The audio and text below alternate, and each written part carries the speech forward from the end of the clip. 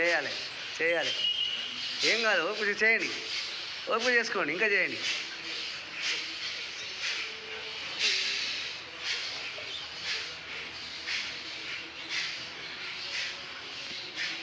చేయండి, ఏం కాదు, ఓపిక చేయండి కొద్దిగా.